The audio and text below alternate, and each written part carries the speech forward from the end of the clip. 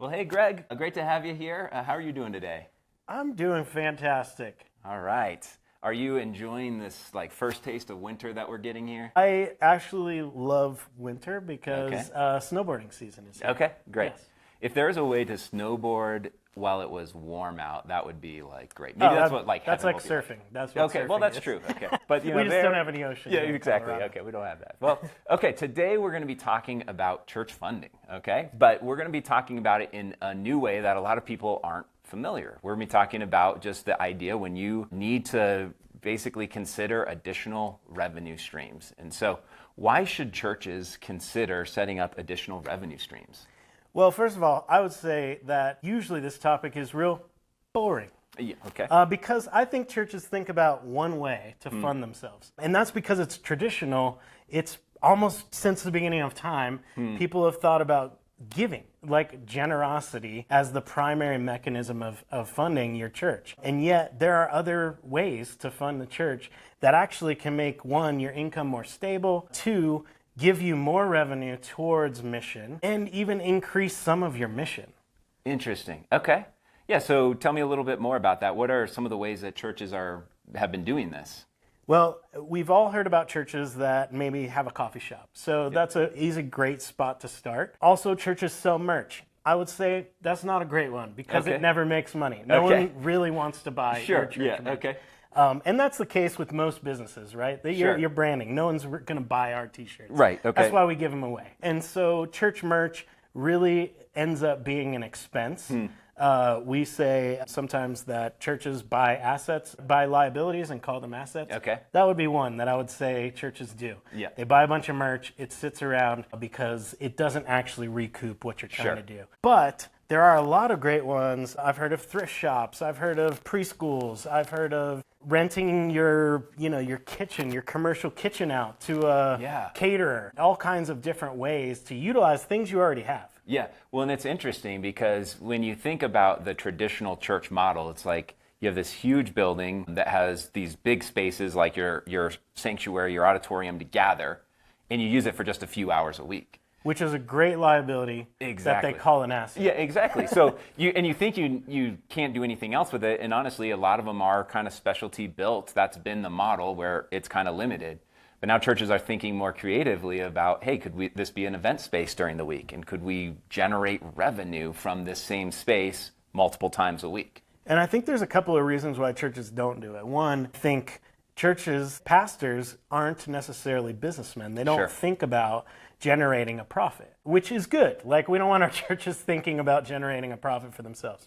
There are plenty of people in our congregations that actually do think about generating a profit. Yeah. Those are the ones you want to put in charge of the coffee shop, because at the coffee shop, you actually want to make a profit so that it continues to help the church in where it's going. Okay, so we shouldn't take the most kind and giving person and put them in charge of the coffee shop. Probably not. If they're giving away coffee like it's nobody's business, probably not the person that needs to do it. So how do you even as a pastor, you're saying, okay, maybe I need to think about my finances differently. Maybe I need to consider if there's opportunities. I might not even know if there's really opportunities. How do I even kind of get started with this?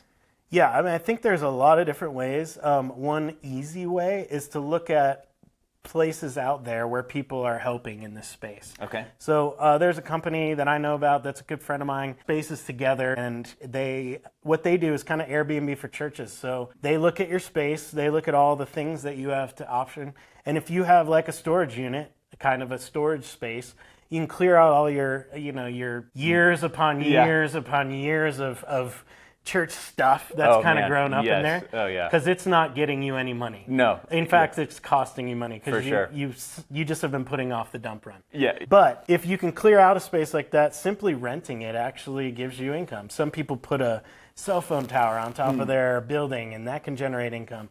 Of course, you always want to you always want to include a lawyer, include an accountant, make sure that you're doing things above board. If there are taxes that are generated, if you're making a profit, don't worry about paying taxes. But you do want to make sure you're paying taxes if you need to. Render under Caesar's what is Caesar's. Okay. Get business people from the church to help me out. I mean, if I'm a pastor and I'm already busy, this can feel overwhelming. but there's people in my church that would love to use their business savvy to help me figure this out, right? Yeah, I mean, that's what I would say even a second option. One is reach out to a company that's already helping people do it.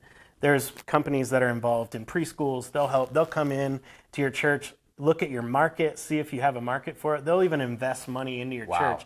I think one time I've heard they invested like $600,000 to like bring it up to speed. Wow. And then they just kick you a check. Now that's a really easy thing because you're not hiring preschool teachers and all of the different things that goes into a preschool. Second layer down, I would say, is form a group at your church. Pull in CEOs, business leaders, marketplace leaders, people that both love the kingdom and love to make money, love business. Those people in a room can generate so many things. And chances are you might even have somebody in there that's like, hey, you know what? I'd want to do this. Yeah, right. Let me kind of spearhead this. Yeah. Right? Oh, that's great. Get these people together, tell them the problem, and let them think of the solution. These are people that's what they do. They love that kind of thing, and they're going to generate better ideas and more opportunities by the way that Plus, they think. it's probably how God wired them. Right? Yeah, right. It's like tapping into their gifts. Rather than sometimes churches go, hey, I know you're a big-time CEO, you're making great money out there. Can you run our parking lot? Sure.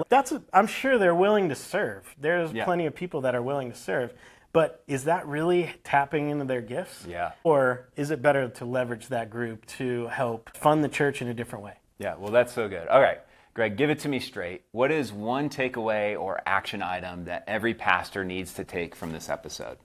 We've made it pretty simple. Go to churchfinancemadesimple.com, click on our free resources, and you can find a conversation we had with Mark DeMaz, who's a pastor in Arkansas, who's been doing this for multiple decades and has helped many churches find ways to set up additional revenue streams.